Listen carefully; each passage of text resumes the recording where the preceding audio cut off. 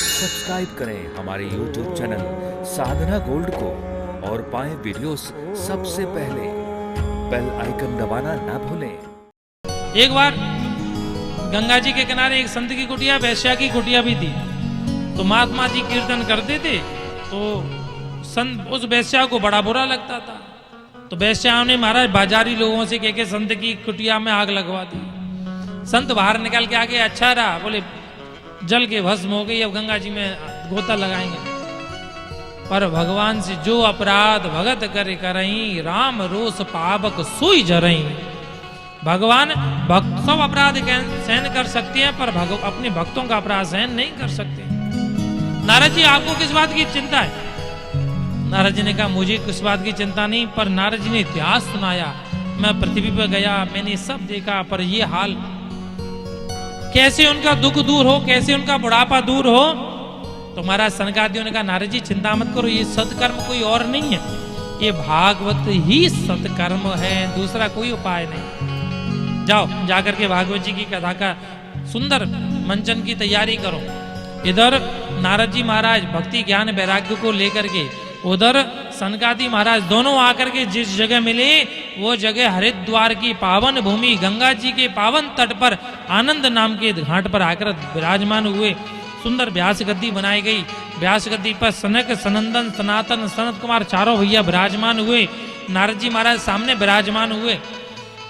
अब कथा का वाचन होने लगा। देखिए ये सनकादि ब्रह्मा जी के पुत्र हैं और इनकी एक सुंदर विशेषता है, सदा वैकुंठ निलया हरि कीर्तन तत्परा।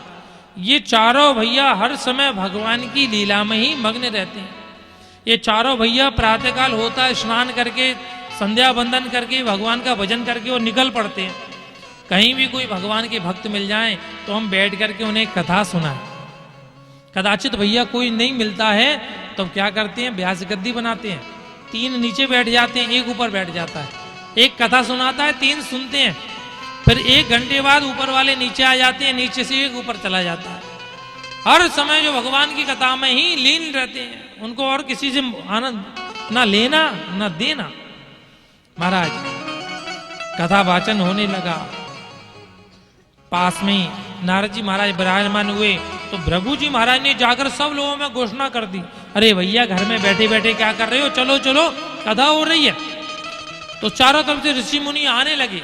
भृगुर् वसिष्ठो च्यवनस्य गौतमा मेधातिथि देवल देवरात्र रामा सुतौषात् सुतश्च साल्वगो मृगांड पुत्रा जल पिप्पलाद। भृगु वशिष्ठ अत्रि चमन कुला पुलस्त सब ऋषि लोग आने लगे कथा में बैठ। देखिए कथा में आप बैठने का भी क्रम है। सब 7 पंक्तियां बनाई गई। पहली पंक्ति में ऋषि महात्माओं को बिठाया गया, दूसरे पंक्ति में महाराज उनसे नीचे को उसके ब्राह्मणों को बिठाया गया, उसके बाद गृहस्थियों को, उसके बाद स्त्रियों को, उसके बाद ब्राह्मणों को, क्षत्रियों को, वैश्यों को और शूद्रों को, सबको व्यवस्थित तरीके से बिठाया गया। और जैसे ही भागवत जी की कथा होने लगी उसी समय भक्ति महारानी अपने दोनों बालकों के साथ प्रकट हो गई और नारद जी से कहने लगी, नारद जी महाराज आपने बड़ी सुंदर कृपा की। देखिए एक बात बता, नारद जी ने भक्ति महारानी के लिए प्रयत्न क्यों किया? भक्ति ने नारद जी से कहा, बोले महाराज अगर मेरे बच्चों का बुढ़ापा दूर नहीं हुआ तो मैं कहां जाऊंगी?